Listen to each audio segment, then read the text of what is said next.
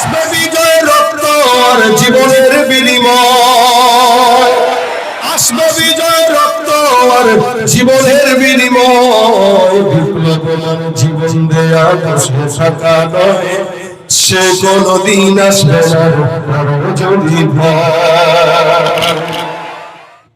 यहाँ हम सब मुसाफिर हो, वही आखिर ठिकाना।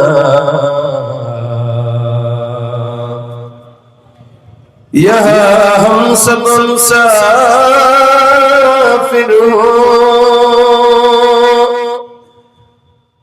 कब्र आखिर ठिकाना।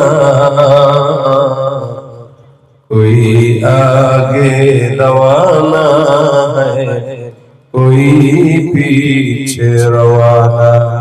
बलगल उला बिकमालिही कशफत तुजा बिजमालिही हसनत जमीउ फिसालिही। आवाज दिए जुबान खोले সকলে একটু জিকির করি, লা ইলাহা ইল্লাল্লাহ, লা ইলাহা ইল্লাল্লাহ, লা ইলাহা ইল্লাল্লাহ, লা ইলাহা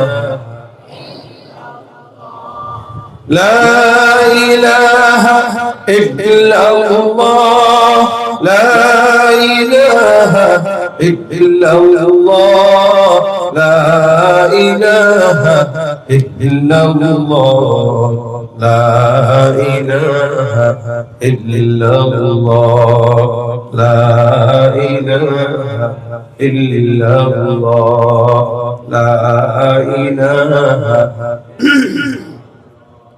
لا إله إلا الله محمد رسول الله صلى الله عليه وسلم سبحانك لا علم لنا إلا ما علمتنا إنك أنت العليم الحكيم رب اشرح لي صدري ويسر لي أمري واحلل عقدة من لساني يفقهوا قولي أستغفر الله ربي من كل ذنب وأتوب إليه لا حول ولا قوة إلا بالله العلي العظيم الحمد لله الله পাক রব্বুল আলামিনের দরবারে অসংখ্য শুকরিয়া যে রব্বুল ইজ্জত ওয়াল জালাল আজকে এই দিনী মজমায়ে মাদ্রাসা সিরাজিয়া মডেল টাউনের উদ্যোগে দুই দিন ব্যাপী 13তম বার্ষিক ওয়াজ মাহফিলের দ্বিতীয় দিনের প্রথম অধিবেশনে মাগরিবের নামাজের পর আমাদের সকলকে একত্রিত হয়ে আসার বসার তৌফিক দান করেছেন। কালিমাতুশ শুকর আদায় করে সকলে বলি আলহামদুলিল্লাহ। ডানে বামে সবাই মিলে আওয়াজ দিয়ে আলহামদুলিল্লাহ। মুশকিল হয়ে গেছে আপনাদেরকে দেখে ওনাদেরকে দেখতে কষ্ট হয়ে যাচ্ছে, এইজন্য ওনারা মনে করবে হুজুর তো যা বলবে সব আপনাদেরকেই বলবে, আমাদেরকে বলবে না। কিন্তু আমি তো এদিক ফিরতে পারবো, এদিকেও ফিরতে পারবো, এদিকেও ফিরতে পারবো। এই কারণে কোন দিকের ভাইরা চুপচাপ বসে থাকার কোনো প্রকার সুযোগ। আওয়াজ দিয়ে বলেন আলহামদুলিল্লাহ। আল্লাহ পাক যদি তৌফিক দান করে ইনশাআল্লাহ মুখতাসার সময় আপনাদের সামনে দু চারটা কথা বলার নিয়ত করেছি। আল্লাহ যদি তৌফিক দেন এই কথাগুলোর উপরে আমাদেরকে আমল করার, শোনার, আমলের নিয়তে বলার তৌফিক দান করুন। ভাইরা আমার, এখানে আপনারা যারা আসছেন এই গলির হালত দেখে মনে হচ্ছে এগুলো সব দোকান নাকি? তার মানে অনেক বড় একটা ত্যাগের পরীক্ষা ওনারা আজকে দিচ্ছে। কি বলেন? আস্তে কয় ঠিক। দোকান তো এই এলাকারই, আপনাদেরই তো। যারা বসছেন দোকান বন্ধ করে তারাও তো এখানে আছে না? দেখেন এই যে ব্যবসা বন্ধ রেখে, কাজ বন্ধ রেখে, দোকান বন্ধ রেখে নিজের চাকরি, নিজের অন্যতম কাজ বা অন্যান্য ব্যস্ততা, এগুলো সব বন্ধ রেখে দিনী মজমায় বসছেন। এটার কি সওয়াব আছে না নাই? ফায়দা আছে না নাই? রাসূল সাল্লাল্লাহু আলাইহি ওয়াসাল্লাম বলেন আল্লাহ পাকের কাছে সবচেয়ে পছন্দনীয় জায়গা হচ্ছে বাজার, দোকানপাট। আজকের এই মজমা বসার আগেও এই জায়গাটার দাম ছিল না। মজমা বসে গেছে, আলোচক বসে গেছে, আপনারা বসে গেছেন, তো এখন আর এটা বাজার নাই, এটা জান্নাতের বাগান হয়ে গেছে। অথচ আল্লাহ রাসূল সাল্লাল্লাহু আলাইহি ওয়াসাল্লাম বলেন, আহাব্বুল বিলাদি ইলাল্লাহি মাসাজিদুহা ওয়া আবগাদুল বিলাদি ইলাল্লাহি আসওয়াকুহা। আল্লাহ পাকের কাছে সবচাইতে পছন্দের জায়গা মসজিদ, আর সবচাইতে খারাপ অপছন্দের জায়গা কি? বাজার, দোকান পাটে কেন অপছন্দের জায়গা? বলে এই জায়গায় মানুষ চিল্লাচিল্লি করে, হই হুল্লোড় করে, ধোঁকাবাজি করে, নারী পুরুষ একসাথে যায়, ওজনে কম দেওয়া হয়, গীবত শিকায়াত হয়। আমাদের দেশের অধিকাংশ বাজার, অধিকাংশ দোকানপাট, চায়ের দোকান, স্টল গুলো সব এক একটা গীবতের আড্ডাখানা। এখানে বসে কোনো ভালো আলোচনা হয় না, রাজনৈতিক আলোচনা হবে না, তো গীবত শিকায়াতের আড্ডাখানা। এইজন্য ভাইরা আমার, কিন্তু এই জায়গাটায় বসার পরে আল্লাহ রাসূল সাল্লাল্লাহু আলাইহি ওয়াসাল্লাম বলেন, হাফফাতহুমুল মালাইকা, চতুর্দিক থেকে আল্লাহ পাক রব্বুল আলামিন এই জায়গাটাকে ফেরেশতাদের মাধ্যমে ঘেরাও করে রেখেছেন। শুধু তাই না, আসমান থেকে যতক্ষণ আপনারা বসা থাকবেন ততক্ষণ রহমত, বরকত নাযিল হতে থাকবে। সুবহানাল্লাহ। এটা হলো মজলিসের বরকত। এইজন্য এই মজলিসে কেউ বসলে, অপর ভাই দাঁড়িয়ে থাকলে তাকে বসতে দেওয়ার কথা আল্লাহ পাক কোরআনে বলেছেন। ইয়া আইয়ুহাল্লাযীনা আমানু ইযা ক্বিলা লাকুম তাফাসসাহু ফিল মাজালিস ফাফসাহু ইয়াফসাহিল্লাহু লাকুম। ভাইরা আমার, আল্লাহ পাক রব্বুল আলামিন বলেন, মুমিন তোমরা যখন কোন মজলিসে বসবে, তোমাদেরকে ওই মজলিসে বসার পরে যদি বলা হয় যে ভাই এক মুসলমান আরেক মুসলমানের জন্য একটু জায়গা করে দেন, ইনশাআল্লাহ কোন ইমানদার যদি আরেক ইমানদারকে দ্বীনি বয়ান শোনার জন্য জায়গা দিয়ে দেয়, জায়গা করে দেয়, আল্লাহ পাক ওই বান্দার জন্য জান্নাতে জায়গার ব্যবস্থা করে দেন। মজলিসটা দামি না কম দামি? জোরে বলেন, দামি না কম দামি? আমরা এই মজলিসে বসতে পেরে খুশি না বেজার? আওয়াজ দিয়া বলেন, খুশি না বেজার? খুশি হইলে জোরে চিল্লান দিয়া বলেন লিল্লাহে তাকবীর। আর জোরে পিছন থেকে প্রত্যেকটা ভাই আওয়াজ দিয়া লিল্লাহে তাকবীর। ভয় পাবো কাকে? দুনিয়ার কারো ভয় আছে? আওয়াজ আল্লাহ পাকের আওয়াজ দিলে কেউ কিছু বলবে? বললেও বন্ধ করা যাবে? আসবে বিজয়, রক্ত আর জীবনের বিনিময়। আসবে বিজয়, রক্ত আর জীবনের বিনিময়। বিপ্লব মানে জীবন দেয়া, বসে থাকা নয়, সে কোনদিন আসবে না যদি ভয়। ওই ময়দানেতে যেতে তোমাকে হবে, প্রয়োজনে সব রক্তটুকু জমিনেই ঢেলে দেবে। ওই ময়দানেতে যেতে তোমাকে হবে, প্রয়োজনে সব রক্তটুকু জমিনেই ঢেলে দেবে। তবুও তোমায় লড়তেই হবে, মানিবে না পরাজয়। তবুও তোমায় লড়তেই হবে, মানিবে না পরাজয়। বিপ্লব মানে জীবন দেয়া, বসে থাকা নয়, সে কোনদিন আসবে না যদি ভয়। আসবে বিজয়, রক্ত আর জীবনের বিনিময়। আসবে বিজয়, রক্ত আর জীবনের বিনিময়। বিপ্লব মানে জীবন দেয়া, বসে থাকা নয়, সে কোনদিন আসবে না যদি ভয়। ঠিক না? শাসনের নামে কেউ বা পিছছে, মেহনতি জোরে করে, ইমানের উপর আঘাত ওরা হানিছে বারে বারে। শাসনের নামে কেউ বা পিছছে, মেহনতি জোরে করে, ইমানের উপর আঘাত ওরা হানিছে বারে বারে। প্রতারণার ওই ফাঁদে পড়ে মোরা জীবন করেছি ভয়। প্রতারণার ওই ফাঁদে পড়ে মোরা জীবন করেছি ভয়। বিপ্লব মানে জীবন দেয়া, বসে থাকা নয়, সে কোনদিন আসবে না যদি ভয়। ধর্মকে আজ পুঁজি করিয়া, গাল ভরা বলি দিয়ে, কত যে সুফি খুশিতে মাতাল হাদিয়া তো হবে। প্রতারণার ওই ফাঁদে পড়ে মোরা জীবনে করেছি ভয়। প্রতারণার ওই ফাঁদে পড়ে মোরা জীবনে করেছি ভয়। বিপ্লব মানে জীবন দেয়া, বসে থাকা নয়, সে কোনদিন আসবে না যদি ভয়। ঠিক না? ভয় করা লাগবে কাকে? আল্লাহর ভয় আমাদের দিলে ঢুকায় দেখ। জোরে জোরে জোরে আমিন। যতক্ষণ থাকবেন আওয়াজ দিবেন আলহামদুলিল্লাহ। আপনাদের এই জায়গা ছোট্ট হইলো, আলোচক বাকি যারা আসবে এনারা সবাই বড়, কি বলেন? জায়গা ছোট, জায়গা কম, আলোচক বড়। আলহামদুলিল্লাহ, ইনশাআল্লাহ আজকে আরো দুইজন যারা আছে এরা তো আরো দামি, কি বলেন? ঠিক না? তো এখন থেকে ট্রেনিং নেন। নেতাদের পক্ষে স্লোগান অনেক দিয়েছি, আর নেতাদের পক্ষে স্লোগান দেওয়ার সময় না।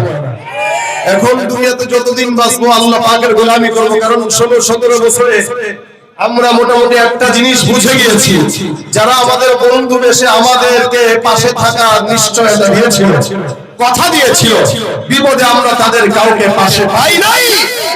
সুতরাং আবারও যদি কেউ আমাদেরকে ধোঁকা দিয়ে বোকা বানাতে চায়, আমরা তাদের উদ্দেশ্য সফল করতে দিব। এই বাংলার জমিনে অনেক আমরা পর্যায়ক্রমে পালাবদল দেখেছি, শান্তি আমরা দেখি নাই। এজন্য আগামীর বাংলাদেশ হবে কোরআন সুন্নাহর বাংলাদেশ। ঠিক কি না? কোরআন সুন্নাহ যেখানে, কোরআন সুন্নাহ যেখানে, আল্লাহ পাক আমাদেরকে কোরআন সুন্নাহর পাশে থাকার তৌফিক দান করুন। এখানে যে সমস্ত ব্যবসায়ীরা আজকে দোকান বন্ধ করে এই জায়গার ব্যবস্থা করে দিয়েছে, আল্লাহ আজকে এই সকল বরকত তাদেরকে দান করুন। ব্যবসায় 700 গুণ সওয়াব বৃদ্ধি দান করুন, বরকত দান করুন। আমি আরেকটা বিষয় আপনাদেরকে আজকে শেখানোর জন্য একটি আয়াতে কারিমার অংশ শুরু তেলাওয়াত করেছি। আল্লাহ পাক যদি তৌফিক দান করে এটার অনুকূলে কিছু কথা বলবো। যাদের ব্যবসায় বরকত নাই, টাকা পয়সায় বরকত হয় না, তো ইনশাআল্লাহ এই এমন একটা আমল, এমন একটা জিনিস যেটা আল্লাহ পাক রব্বুল আলামিন বান্দা যদি পড়ে, তো আল্লাহ পাক ইসমে আজমের মতো বান্দাকে কার্ড দিয়ে দিবেন এবং কি বান্দার রিজিকে বরকত বাড়ায় দিবেন। আমরা দুনিয়াতে বরকত পেতে চাই সবাই, কি বলে? কে চায় না বরকত পেতে? আলেম বলেন, পীর বলেন, বুজুর্গ বলেন, বাটপার বলেন, কিন্তু আলেমদেরকে আল্লাহ পাক টাকা দেয়, শয়তানদেরকেও টাকা দেয়। যারা 2 নম্বরই করে এদেরও টাকা হয়, আলেমদেরও টাকা হয়। কথা ঠিক না? আলেমদের টাকায় আল্লাহ পাক বরকত দেয়, ইমানদারদের টাকায় বরকত দেয়, নামাজীদের টাকায় বরকত দেয়, সৎ ব্যবসায়ীদের টাকায় বরকত দেয়। 2 নম্বরই সাসরা চোরে টাকা ইনকাম করতে পারে, বরকত দেয়। এজন্য দেখেন, যারা লাইন বাদ দিয়া বেলাইনে টাকা কামাইছে এই দেশে, 16 বছর পরে এদের বাড়ি ঘর কোনো কিছু টিকে নাই, সব পুরা শেষ, সব নষ্ট। কেন? লাইন বাদ দিয়া বেলাইনে টাকা কামাইছে, এটার বরকত হবে। আর যারা আলহামদুলিল্লাহ লাইনে টাকা কামাইছে, এদের টাকা নিজের বাবাও খায়, সন্তানও খায়, নাতিও খায়, পুতিও খায়, সবকে পুরুষ খায়, ওই সম্পদের বরকত নষ্ট হয় না। কারণ লাইনে টাকা কামানো, বেলাইনে না। আর বেলাইনের টাকা ক্ষমতা যতদিন আছে টিকে, ক্ষমতা নাই ওটা পুড়ে যায়, ওটা নষ্ট হয়ে যায়। কথা বলেন ঠিক কি না? লাইনে টাকা কামানো দরকার। এজন্য এমন লাইন শিখাই দিব যে এই লাইনটা ইনশাআল্লাহ আপনাদের রিজিকের ভিতরে বরকত দিবে, কোনদিন বরকত নষ্ট হবে। আল্লাহ পাক আমাদেরকে কথাগুলো বোঝার তৌফিক দান করুন। আল্লাহ পাক কোরআনে বান্দাকে স্পষ্ট আল্লাহর পরিচয় দিয়েছেন। আমি যে আয়াতে কারিমা তেলাওয়াত করেছি, এটা একটি কোরআনের সূরা, সর্বপ্রথম সূরার দ্বিতীয় সূরা, সূরাতুল বাকারা। এই বাকারার একদম শেষ পর্যায়ের একটি আয়াত, অর্থাৎ 3 নম্বর পারার শুরুর পৃষ্ঠা। এই আয়াতের একটি নাম আছে, আল্লাহ পাক আলাদা একটি নাম এটাকে নামকরণ করেছে আয়াতুল কুরসি। কি বলেন? নাম এটা জানেন তো, কিন্তু এটা মুখস্থ জানেন না আপনারা। আয়াতুল কুরসি আমরা অনেকেই মুখস্থ জানি না, কিন্তু যদি জিজ্ঞাসা করেন ভাই বাংলাদেশের ভালো ভালো কয়েকজন নায়ক নায়িকার নাম বলেন তো, লাভ দিয়া বলে দিবে ভাই ওটা আমার ক্রাশ। কথা বোঝা নাই? সবার নাম জানে, খেলোয়াড়ের নাম জানে, যার কারণে আমাদের যুবকেরা খেলোয়াড়দের মতো করে চুল লাগে, চতুর্দিকে টাকু, উপর দিয়ে চোখা, এখানে চুল নাই, ওখানে চুল ভরা। আর কেউ তো চুল রাখে সজারুর চুলের কাঁথা যেরকম শক্ত, চোখা। আমাদের দেশের যুবকদের চুল ডিজাইনটা এরকম চোখা। কার মতো রাখছে? মেসির মতো। কার মতো রাখছে? খেলোয়াড়ের মতো, নায়কের মতো। কিন্তু কোরআনের একটা সূরা জিজ্ঞাসা করেন, সূরা বলতে পারে না। এ ভাই আবার এই সূরার নাম আল্লাহ পাক নামকরণ করেছেন আয়াতুল কুরসি। রাসূল সাল্লাল্লাহু আলাইহি ওয়াসাল্লাম হাদিসে এটাকে আয়াতুল কুরসি বলে সম্বোধন করেছেন। এটা আল্লাহ পাকের শান, মান, মর্যাদা আল্লাহ পাক রব্বুল আলামিন বর্ণনা করেছেন। শুরুতেই আল্লাহ পাক স্পষ্ট বান্দাকে শিখায় দিলেন, শোনো এই আয়াতের পরিচয়। এই আয়াতের শুরুতে আমি তোমাদেরকে বুঝায় রাখলাম কি আল্লাহু লা ইলাহা ইল্লাহু। যে আয়াতটা ইসমে আযম, এই আয়াতের শুরুটাই আমি আল্লাহ পাক স্পষ্ট আমার পরিচয় বর্ণনা করে দিলাম, আল্লাহু লা ইলাহা ইল্লাহু। মালিক তো তিনি আল্লাহ, যার সঙ্গে কোনো ইলাহ নাই, যার সঙ্গে কোনো শরীক নাই।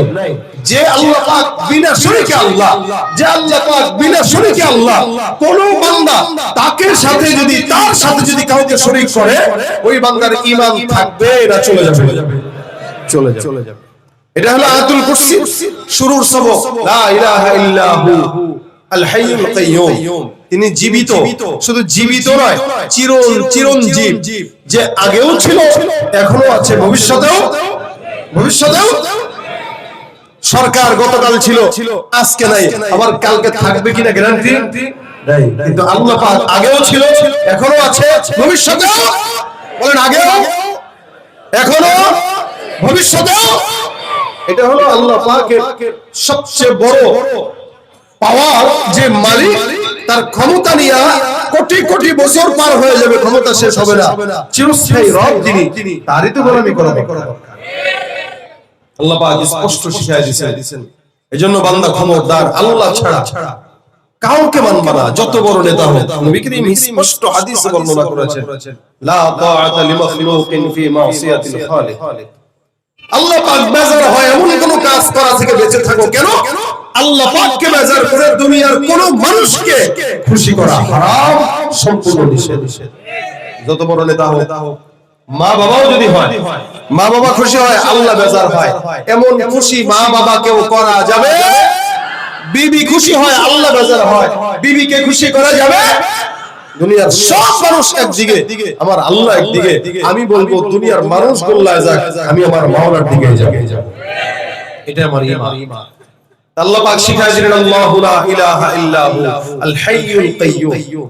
তিনি আল্লাহ, যিনি সারা দুনিয়াতে গোটা বান্দাদের মধ্যে, জিন্নাতের মধ্যে যত মাখলুকাত আছে, সব মাখলুকাতের মধ্যে বিরাজমান। উনার সাথে কোনোদিন কাউকে শরীক করা যাবে না। এটা আমাদের ঈমান। এজন্য ঈমানের কথা আল্লাহ পাক সূরা বাকারার শুরুতেই বলে দিয়েছেন, আল্লাযীনা ইউমিনুনা বিল গায়ব। অদৃশ্যের প্রতি বিশ্বাস করা এটা ঈমান। ফিতরাতি ভাবে প্রত্যেকটা বান্দা মুমিন হয়ে জন্মগ্রহণ করে। রাসূল সাল্লাল্লাহু আলাইহি ওয়াসাল্লাম হাদিসে বলেন, কুল্লু মাউলুদিন ইউলাদু আলা ফিতরা। প্রত্যেকটা মানুষ, প্রত্যেকটা জন্ম তার ফিতরাতে ইসলামের উপরে জন্মগ্রহণ করে। ফাআবাওয়াহু ইউহাউদানিহি আও ইউনাসরানিহি আও ইউনাজ্জিসানিহি।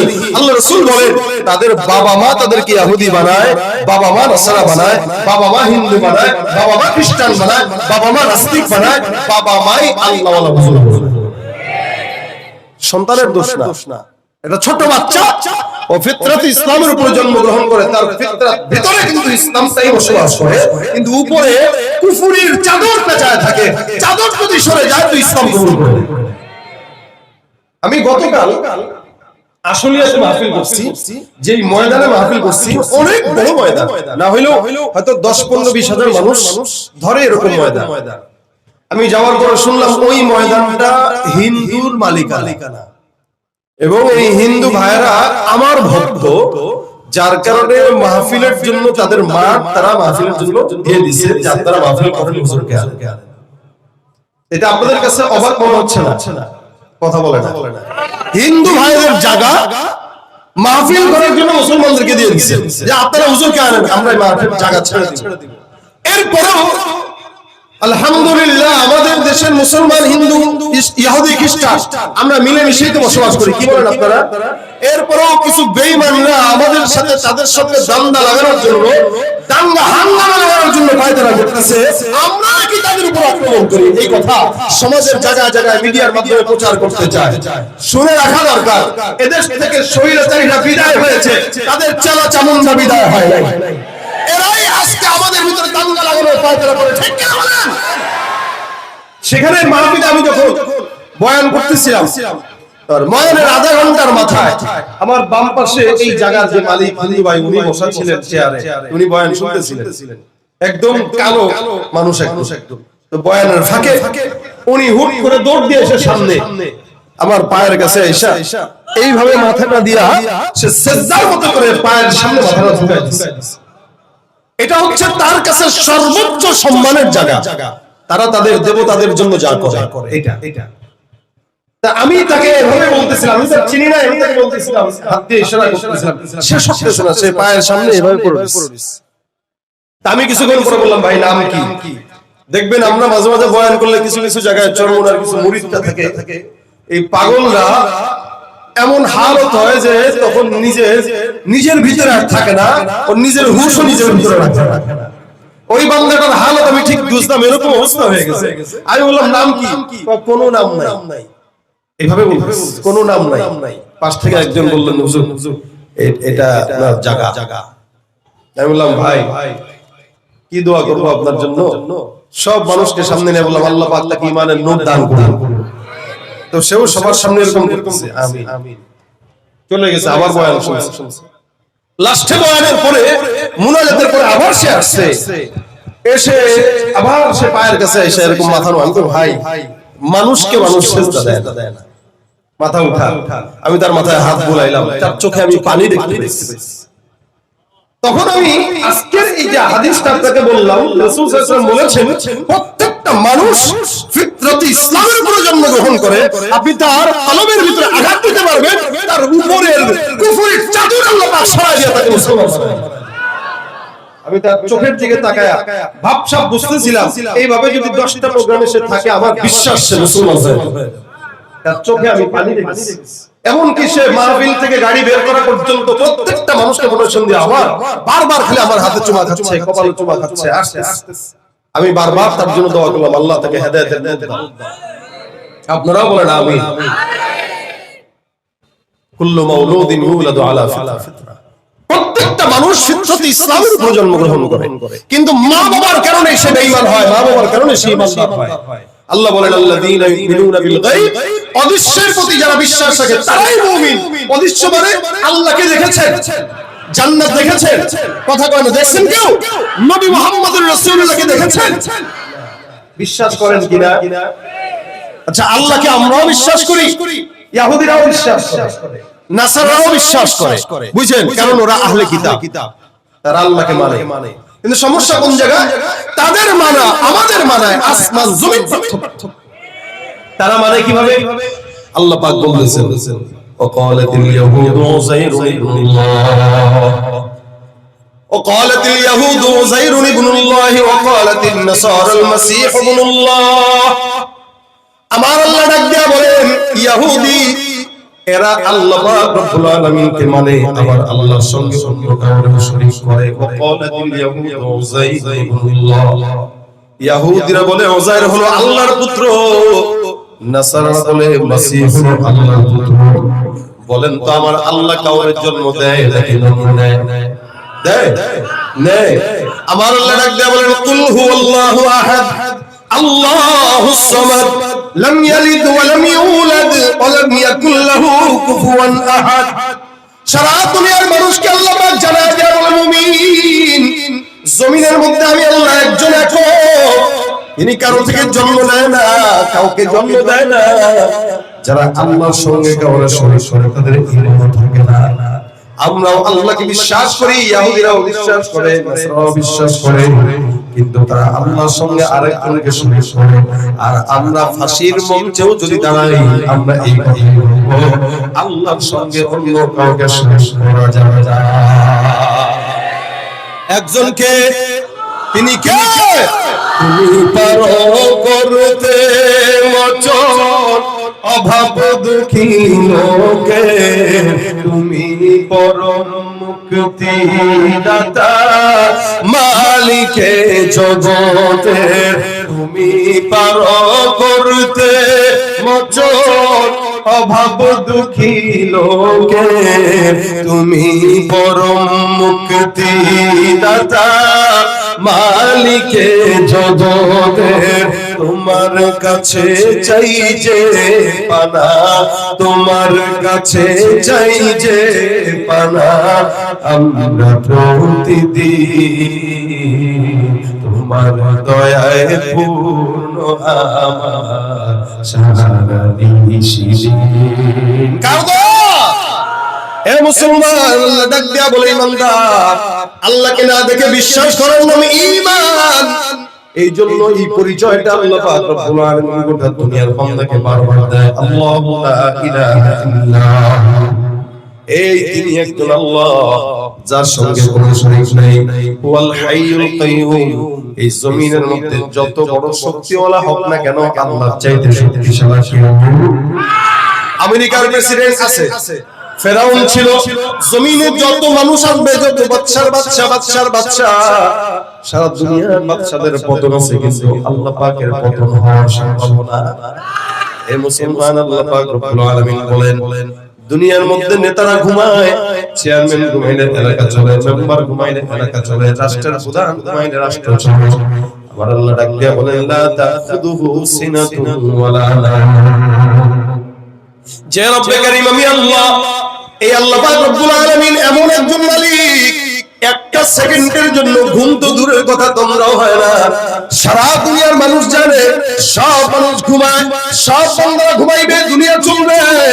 আসমানের মালিক এক বিন্দু জিমাইলেও আল্লাহ দুনিয়া এক বিন্দু চলতে পারে না। যিনি ঘুমানো না, তোমরা চলবে না, খাবারও লাগে না। আল্লাহ পাক রব্বুল আলামিন এমন একজন কুদরতওয়ালা মালিক, সারা দুনিয়ার সব সরকারকে এক আমার আল্লাহ পাক রব্বুল আলামিনের শক্তির কাছেও যাওয়ার সম্ভব আছে। এই জন্য আমার আল্লাহ পাক রব্বুল আলামিন বান্দাকে, শুরুতেই বান্দাকে আল্লাহর পরিচয় দিয়া বলতেছেন। আমার কথা হলো আয়াতুল কুরসি নিয়ে আল্লাহ রাসূল সাল্লাল্লাহু আলাইহি ওয়াসাল্লাম বলেন, কত ফজিলতপূর্ণ আয়াত। নবী করিম সাল্লাল্লাহু আলাইহি ওয়াসাল্লাম বলেন, খুব বুঝবেন। আল্লাহর নবী ডাক দিয়া বলেন, হে বান্দা, তোমরা তো জান্নাতে যেতে চাও, প্রত্যেকটা ঈমানদার বান্দা জান্নাত চায়, আমিও জান্নাত চাই, আপনারাও চান। বলেন তো, জান্নাত মরার সাথে সাথে চাই নাকি একটু দেরিতে চাই? তার মানে মরবো,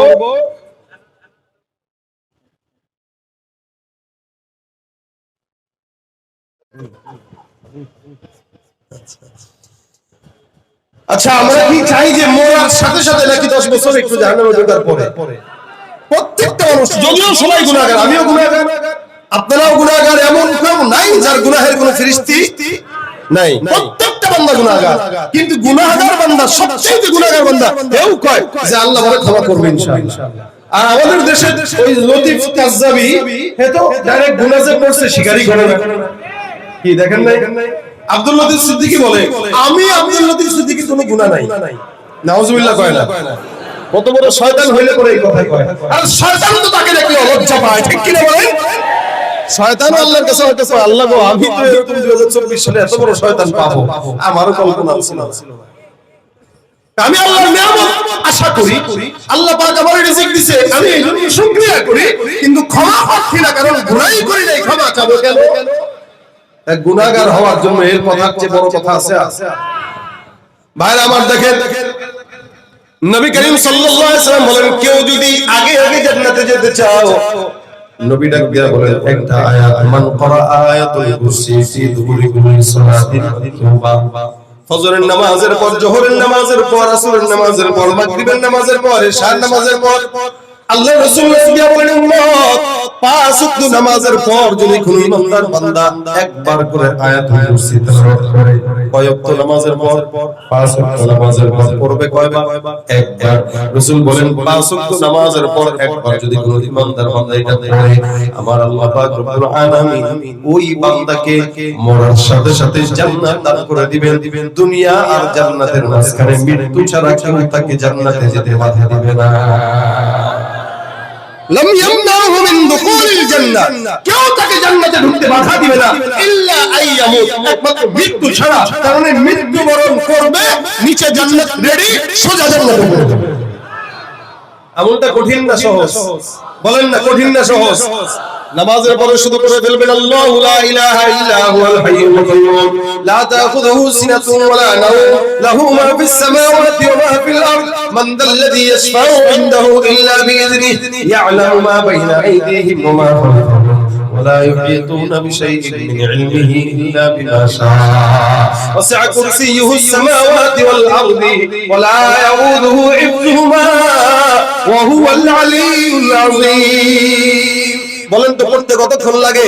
1 মিনিট বা 2 মিনিট ধরলাম। কিন্তু এই 5 ওয়াক্ত নামাজের পরে কেউ যদি পড়ে সোজা কোথায়? কষ্ট হবে পড়তে? ভাইরা আমার, কেউ যদি রাত্রিবেলা পড়ে সকাল পর্যন্ত আল্লাহ পাক রব্বুল আলামিন ফেরেশতাদেরকে দিয়ে হেফাজত করে, সকালবেলা যদি পড়ে সন্ধ্যা পর্যন্ত আল্লাহ পাক রব্বুল আলামিন তাকে হেফাজত করে। এই হেফাজত, এই ফজিলত এত বিশাল। হযরতে আবু হুরায়রা রাদিয়াল্লাহু তাআলা একজন বিশাল বড় সাহাবী, নাম শুনছেন তো? আবু হুরায়রা নবী করিমের আদরের সাহাবী, রাসূল আদর মোহাব্বত করে তারে হুরায়রা ডাকতো। এই আবু হুরায়রা রাদিয়াল্লাহু তাআলা সবচেয়ে বেশি হাদিস বর্ণনাকারী সাহাবী। উনি একবার ওনার কাছে উনি বর্ণনা করেন, পয়গম্বর আমার কাছে একবার যাকাত ফিতর সাদাকাতুল ফিতরের মাল আমার কাছে আমানত দিল। নবী করিম সাল্লাল্লাহু আলাইহি ওয়াসাল্লামকে দিয়া বললেন, হুরায়রা এটা তোমার আন্ডারে রাখো, হেফাজতের দায়িত্ব তোমার, যেন একটা বিন্দু জনগণের মাল নষ্ট না হয়। মালগুলা কার বলে? জনগণের আমানত অনেক বড় কঠিন কাজ। আবু হুরায়রা দায়িত্ব নিয়ে সুন্দর করে পাহারা দিতেছেন। গভীর রাতে পাহারা দিতে দিতে নামাজে দাঁড়ায় যায়। হঠাৎ করে তাকায় দেখে আবু হুরায়রার ঘরের মধ্যে একটা চোর ঢুকলো। সদকাতুল ফিতরের যে খেজুরগুলো আছে, মালগুলো আছে, ওই মালগুলোর মধ্যে হাত দিয়ে চোর চুরি করতেছে।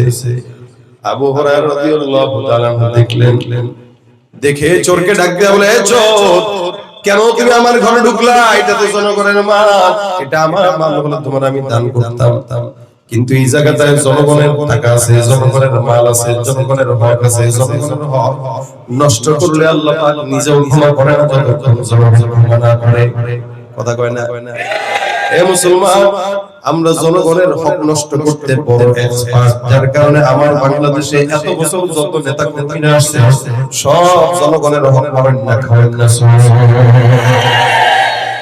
একই অবস্থা সব। আবু হুরায়রা রাদিয়াল্লাহু তাআলা বলেন, আমি চোরকে ধরলাম, চোর মাল নিতে গেছিল।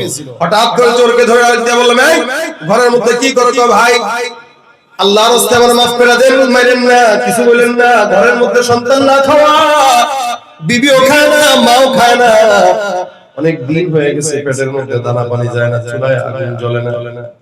চুরি করতে আসছি স্বভাবের কারণে না, অভাবের কারণে। আল্লাহর রাস্তায় আল্লাহর কসম করে বলছি, আর কোনদিন চুরি করব না, ছেড়ে দেন। যত বড় চোর হোক, যতবার ধরা পাক, যতবার ধরা পড়বে ততবারই সে একটা কথাই বলবে যে ভাই আল্লাহর কসম আর চুরি করব। এটা চোরের একটা অভ্যাস। আবু হুরায়রা রাদিয়াল্লাহু তাআলা দিলে মায়া লেগে গেছে, আহারে বেচারা বাবা খাইতে পারে না, মা খাইতে পারে, ছেড়ে দে। সকালবেলা ফজরের নামাজের জন্য মসজিদে যায়। ফজরের নামাজের সময় পয়গম্বর মুহাম্মদুর রাসূলুল্লাহ সাল্লাল্লাহু আলাইহি ওয়াসাল্লামের সঙ্গে দিদার দেখা হওয়ার পর রাসূল ডাক দিয়ে বলে, আবু হুরায়রা গতকাল রাতে যেই চোর ঘরের মধ্যে ঢুকলো ওই চোরটা কোথায়? বলেন তো, চোর যে ঢুকছে চোরের ব্যাপারে রাসূল কি দেখছে নাকি? না, আল্লাহর নবী ছিলেন না। আবু হুরায়রা বলে, আমি একা ছিলাম, আমার মাওলা দেখছে, কিন্তু আখিরি জামানার পয়গম্বর কেমনে জানলো আমার চোর? আবু হুরায়রা ডাক দিয়া বলে, ইয়া রাসূলুল্লাহ আমার ঘরে চোর ঢুকলো, পয়গম্বর আপনি কেমনে বুঝলেন? নবী বলেন, আমার মাওলা পাক রব্বুল আলামিন ওহীর মাধ্যমে জানিয়েছেন। সুবহানাল্লাহ। আবু হুরায়রা তুমি চোরকে কি করলা? আবু হুরায়রা ডাক দিয়া বলেন, ইয়া রাসূলুল্লাহ তাকে ছেড়ে দিয়েছি। এটা চোর না হুজুর, অভাবের কারণে আসছিল। চোর না, অভাবের কারণে আসছিল, এইজন্য মায়া লাগছে, বাচ্চার কথা বলছে, কান্নাকাটি করছে, কসম খাইছে, ছেড়ে দিয়েছে। রাসূল কয়, লিখে রাখো, আজকে রাতেও আবার আসবে। আবু হুরায়রা মনে মনে কয়, আজকে যদি আসে পিড়ায় হাড়ি ভেঙে দেব একদম। গতকাল কসম খেয়ে গেল, আজকে রাতে যদি আসে সুযোগ দেওয়া হবে না। একবার, দুইবার, তিনবার যদি সুযোগ দেয়া দেন, চোর আর চোর থাকে না, তখন সন্ত্রাস হয়ে যায়, ঠিক কিনা? এইজন্য ইসলামের বিধান যদি বাংলার জমিনে থাকতো, একটা নেতারও হাত থাকতো না, সবগুলো আল্লাহর থাকতো। السارق والسارقة فاقطعوا أيديهما جزاء بما كسبا نكالا من الله। চোর চুরি করবে, নিজামের হাত কেটে দাও। আমার দেশের ইসলামী শরিয়া ভিত্তিক আইন থাকলে সবগুলো নেতা কর্মীর হাত থাকতো না, এগুলা হুইলচেয়ারে বসে কারণ কি, এদেশের অধিকাংশ নেতা কর্মীদের জনগণের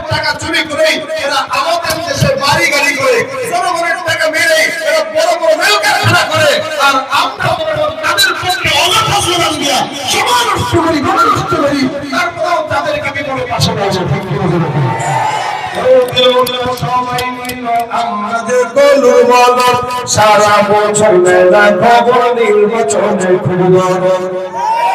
ঠিক কিনা? সবাই নিল আমাদের কলুর বদল, সারা বছর মেলা খবর নির্বাচনে খবর।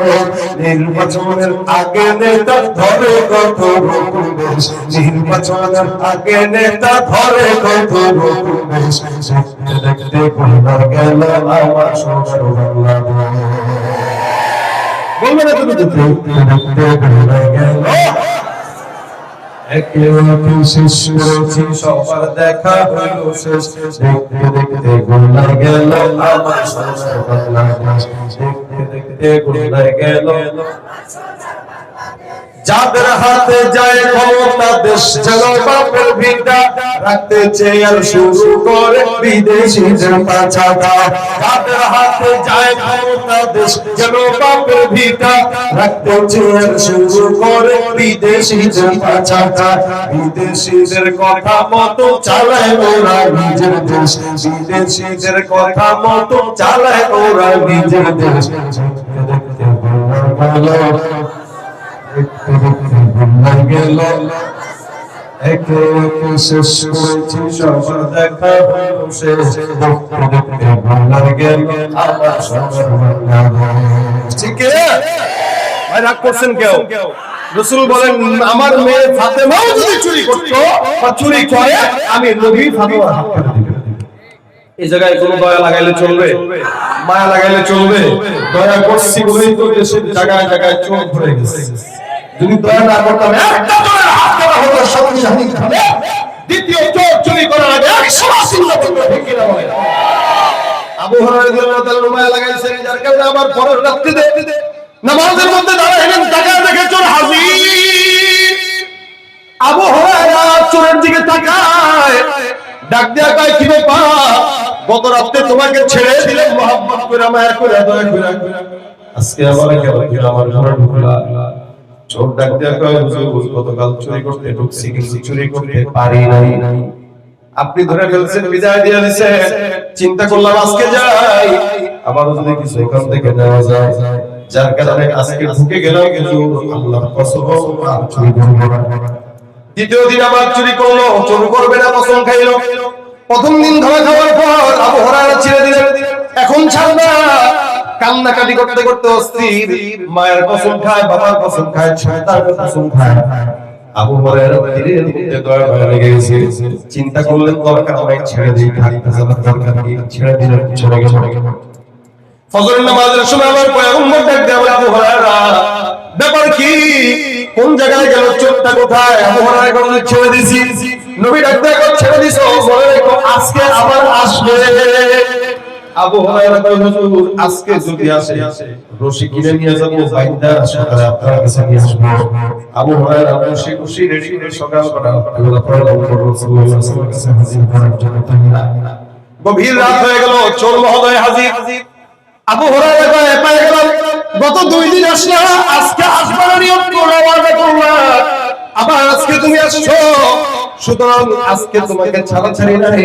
রশি দিয়ে সুন্দর করে হাতটা বেঁধে দিল, বেঁধে বেঁধে তাকে বলতেছেন আবু হুরায়রা। আবু হুরায়রা রাদিয়াল্লাহু তাআলা বলেন সকালবেলা ফজরের নামাজের সময় মসজিদে পয়গম্বরের সঙ্গে সাক্ষাৎ করা দিব। রাত সূরাতুল রেজাল্ট হয়ে গেছে, দেখা যাক কি হয়, পয়গম্বর ফাটায় ফাটায়। এবার খালি চক্রান্ত করতেছে কোন কথা বলে এখান থেকে বিদায় হওয়া যায়। এ আবু হুরায়রা বলে কি, আল্লাহর কসম চুরি করতে হবে, ছেড়ে দাও। ঘরের সন্তানরা কি করবে, আমরা যদি ধরে রাখো, সন্তানের কি হবে, বিবির কি হবে? আবু হুরায়রা নতুন কথা কয়, 2 দিন ডাক দেয়া আবু হুরায়রা আল্লাহর কসম আর চুরি করব না। কসম খাইতেছে যে নাকের কসম, কানের কসম, ঠোঁটের কসম, যারা কসম খায় চোররা, এরপরও চুরি করে। আবু হুরায়রার দিলের মধ্যে মায়া নাই, বেঁধে ফেললো, ধরে ফেললো, নবীর কাছে নিয়ে যাবে। চোর কিছুক্ষণ মাথায় ঠান্ডা মাথায় রেখে চিন্তা করলো কোন দিকে তার দুর্বলতা, ওই দিকে আঘাত দিলেই তাহলে ছাড়া পাবো। এবার চোর আস্তে আস্তে চিন্তা করার বলা, আবু হুরায়রা আমি তোমাকে একটা কোরআনের আয়াত শেখাইতে চাই, শিখবা?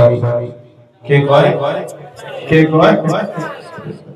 ও ভাই, চোরের মুখে ইসলামের কথা, কোরআনের কথা, ধর্মের কথা আমরা 16 বছর শুনছি। কি বলেন, ঠিক না? আরো শোনা লাগতে পারে কিনা? কোরআনের আইন যতক্ষণ না হবে তাদের মুখ থেকে শুনতে হবে। কথা কয় না? শুধু আমিও তাদের কথাই বলতেছি না, আমাদের এই দেশে চায়ের দোকানদারও ফতোয়া দেয়, রিকশাওয়ালাও ফতোয়া দেয়। তাহলে সব দিকে সমস্যা। আবু হুরায়রা কে, তুমি কোরআন শিখাইবা? কাজী তুমি চোর হইয়া, চোর হইলো তো ইমান ঠিক আছে। আচ্ছা বাদ দেন সমস্ত কথা, আমি যেটা শিখাবো এটা যদি আপনার পছন্দ হয় আমাকে ছাড়বে? হ্যাঁ, ছেড়ে দিন। আমি যেটা শিখাবো এটা আপনি জানেন না, পারেন না, আমি বিশ্বাস করি। আমার কাছে শুনবেন, যদি পছন্দ হয় ছেড়ে দিবেন।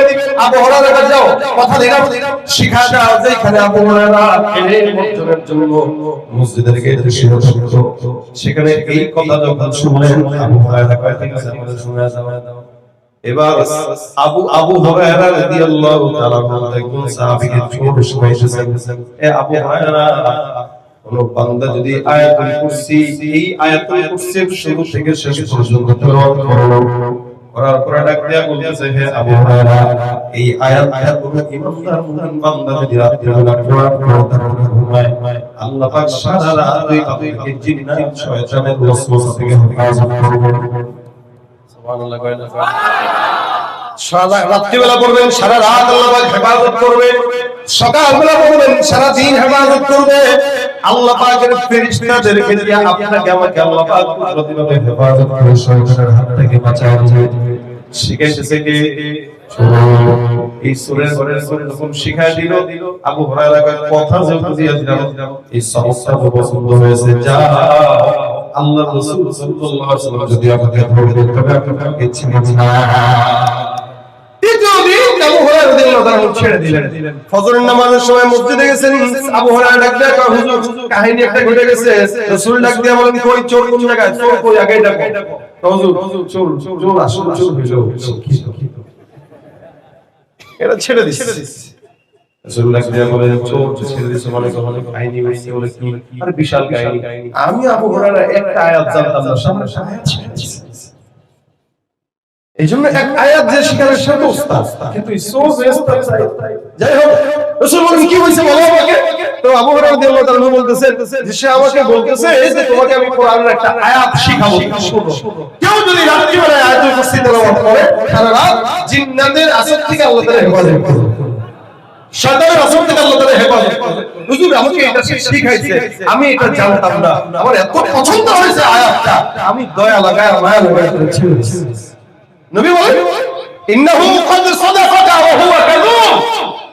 যদিও ওই চোর তোমাকে সত্য বলেছে, কিন্তু সে সত্যবাদী না, সে কিন্তু মিথ্যা। আবু হুরায়রা কইছেন, এটা কি?